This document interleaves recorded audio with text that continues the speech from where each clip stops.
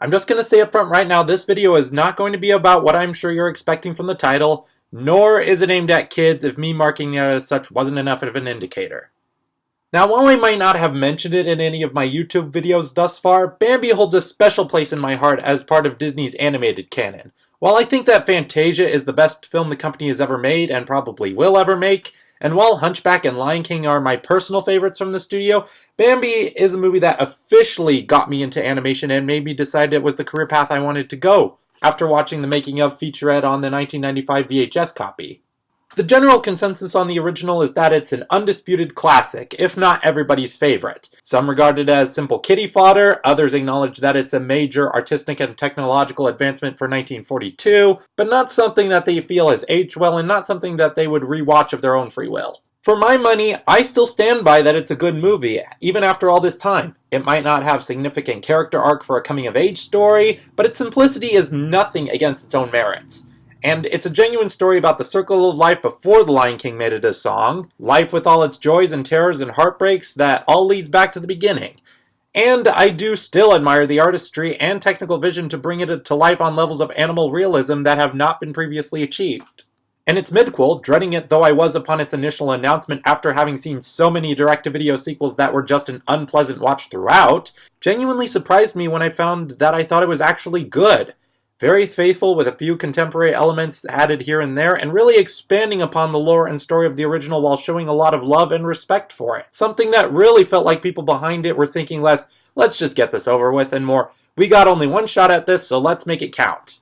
So now that a remake has been announced to Bambi of all Disney movies, some are losing their heads at the mere thought that the universally devastating death of Bambi's mom is going to get as ludicrously botched as Mufasa's in The Lion King 2019. So I guess people are expecting me to have a similar reaction. Well, I might have objected to the inception of this type of thing at one point in my life, and it's also quite possible that I might go back to being resistant to the idea sometime in the future. You might be surprised to hear that I have rather mixed feelings about the prospect of a Bambi remake, but as it so happens, I'm not outright disgusted by it or horrified by it. I will pause here a moment so that anyone who is shocked and appalled by me saying that has a chance to click away onto another video. For anyone who remains and is willing to listen, what I'm saying is that this is a remake that I feel, like its midquel, has the potential to be ambitious and transcend the whole quick and easy buck brand these remakes tend to get labeled with. One of my friends on DeviantArt asked me to really think about what I can realistically expect from this remake based on what I've seen from Disney thus far and their financial trends. Well, I have given it some thought, and that's what I'm here to discuss. Now, I've already made it clear that I think the announcement of all these remakes has gotten out of hand. I've made it clear that I think that they are by extent disrespecting the medium of animation by trying to make it all live action, or at least branded as such. And I realize that by talking about them more, I myself am probably contributing to the continuation of the trend, even if I don't want to. But frankly, I have nothing left to be angry about the existence of these and how I think they're a waste of time and a waste of cinema, because at this point, I've used up all my anger. It's just more exhausting than anything at this point. And honestly, I have less respect for those who keep them alive through sheer spite for them, and those who try to spite anyone who genuinely enjoys them, or for those who rant online about how they want these remakes to fail. I personally don't condone that because I don't want people who work on these movies to have to give up on their dreams and careers. Something that Channel Pup has already made a video on that articulates my perception on the front far better than I could personally. And in fact, Channel Pup's one of the most mature level-headed reviewers I've come across recently, and I just recommend checking out his content in general.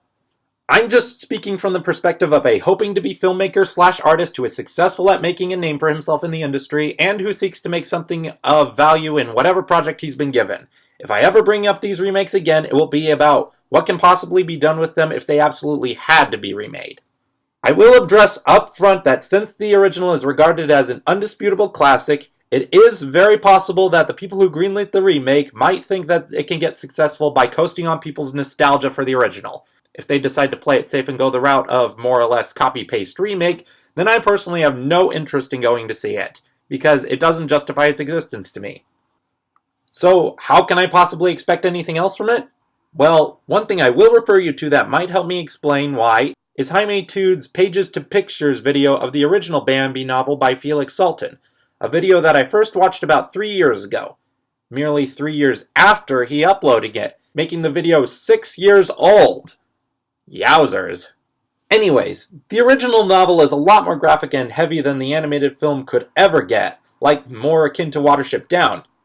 Very allegorical, and it had a very kind of grim yet thought-provoking ending. And in Jaime Tude's video, he said that he thought that the movie deserved to be remade with a heavier story, as he felt that the audience of today deserved to know it and might be ready to handle it. Also, I feel the need to address whether this is going to be another photorealistic scenario like with 2019, where they market it as live action for business purposes, but will not hesitate to call it animated if they get a nomination for Best Animated Feature at the Golden Globes. Or, shocking possibility, will it feature actual live actors in it and in essence be betraying the strength of the original, where man comes across more as a genuine threatening force by virtue of always being off screen? Well, if it's the case with the latter, I also surprisingly don't object to it. Again, hear me out. If this remake wants to try and emerge from the shadow of the classic and develop an identity of its own, then I think the idea is justified. Not only is man present in the original books, as it turns out, but animals are taken in by humans, and they end up returning to the wild with different perceptions about man and how good or bad he truly is, almost drawing parallels to the questioning the existence and motives of God. Of course, a big reason the original story is so obscure is because Sultan was forced to sell all his book rights off as he was desperately in need of money during an exile to Switzerland at a time of World War II, and the original source has undergone multiple translations since. So even if screenwriters Geneva Robert Droy and Lindsay Beer, or anyone else involved with that matter, do happen to get their hands on a copy of the original books and decide they want to pull some inspiration for it, I can imagine it would take some convincing of the House of Mouse to let them use the version prior to what they purchased the rights to brand as entirely their own property nearly a century ago. Now I know that closer to the source material does not always a better product make. And I know that bearing little resemblance to already good source material doesn't automatically mean failure either. I will fully admit that I haven't read any of the Sultan books, but if anyone who has signed on to this remake has any gumption to try and really make something of this project, that's one direction that I wouldn't put past Disney of being capable of, based on a few of their previous remakes that we've seen already give a few tips of the hat to their sources, and depending on which direction the new Mulan goes in. In regards to Bambi 2, it also has a few nods to the original Sultan books with a few additional characters not properly featured in the first movie. But again, whether it's something they're capable of is a different matter from what they're willing to do. And like I said, there's certainly the chance that it could end up being a terrible and or unnecessary carbon copy, and the record of these remakes does hint to that as well. And I know that there's going to be some out there who are just quick to say, of course it's going to be terrible and worthless, what else can you expect? And to that I say, honestly, I don't know what to expect, but I am never quick to assume. Because like I said earlier, I was expecting Bambi 2 to be terrible and was pleasantly surprised, as were most people, that it's one of the better direct-to-video Disney sequels. I also went to see Christopher Robin in 2018, even though the initial trailers didn't give me very good first impressions, and I was pleasantly surprised by that as well. And I went to see Toy Story 4 last year, very skeptical about what they wanted to do after movie 3 wrapped everything up so perfectly, and it was the highlight of last summer for me. And I will not apologize for enjoying any one of them. I do not feel that I should have to apologize, nor should anyone else, for simply enjoying something, if for nothing else, on the account that any one of these on-the-surface cash grabs that don't warrant existing provide work for somebody on board who put their damnedest into them just so they can make a living. If you're just one of those people who are so bent on declaring that everything that the Mouse House does nowadays is awful and evil merely by the factor that they're playing the game of capitalism and are buying up more properties than they need, then here's the simplest solution. Don't watch any Disney movie ever again! Sorry for that little mini rant right there. Maybe my speculation here all just stems from wishful thinking. I'm just trying to offer a perspective of, if I were tasked with this, what would I do? And while I typically try not to toot my own horn, I really have to ask here, who is the better person? The one who tries to offer perspective and suggestions, or the one who's quick to assume things because they're thoroughly convinced that they're undisputedly right? Again, as the saying goes, you can be right, but wrong at the top of your voice. If a remake to Bambi does happen, and if it turns out to be nothing but utterly wasted potential or just something that is flat out unambitious like I thought Lion King 2019 was, then my conclusion is that it's not worth my time. If it tries to do its own thing and ends up turning out to be a complete mess like the Dumbo remake, then I'll just say, of course, they tried. They tried, but it didn't pay off.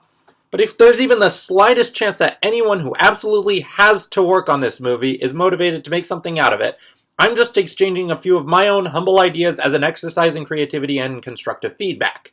Anyone who just wants to re-emphasize how far-fetched my idea is, again, I am well aware that it's all just wishful thinking on my part. I'm not setting my expectations too high, but as of right now, they're not rock bottom yet either. Feel free to tell me how wrong I am in the comments, and I'll see you all very soon.